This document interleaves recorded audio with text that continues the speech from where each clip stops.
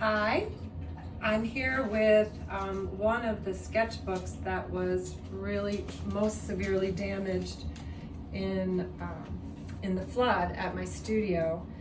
And one of the things I've learned about episodes like this is that it's kind of nice to be a watercolorist in this event, because our watercolor paper can withstand the impact of water and saturation with water much better than the regular sketchbooks. Those regular sketchbooks are lost in this event.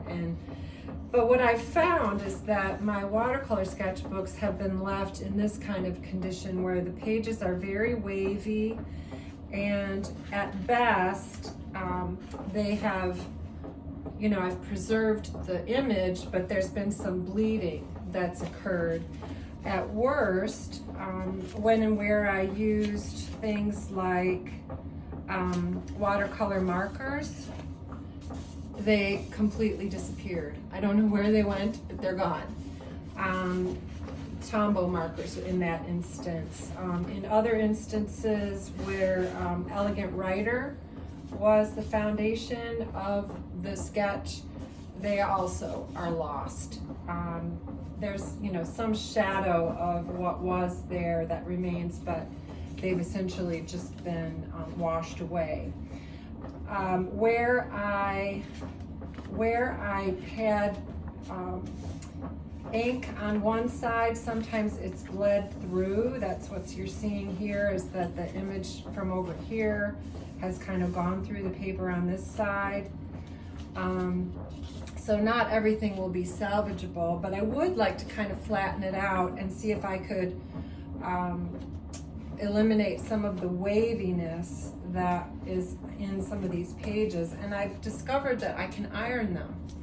And so I have a steamer here and I have my iron.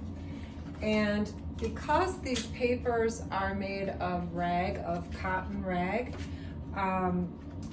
this works because they're a lot like fabric in this instance. And so what I've been doing is just getting out my iron, a hot iron on cotton setting, and I am kind of coming in here and trying to flatten things out a little bit.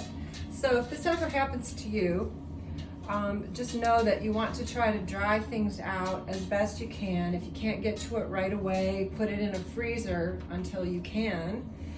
And just know that if and when everything dries out, you might be able to actually flatten out some of the waviness in your pages by ironing.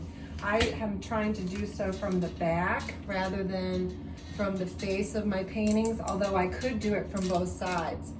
And if you want to if you want to iron over the painted surface, I might suggest that you get a piece of waxed paper or freezer paper so that you've got a little bit of cushion between the image and your iron, because those pigments might actually come off onto your iron. So I've learned a little bit through this event, and I just thought I would take a moment and share it with you. I hope this helps you someday.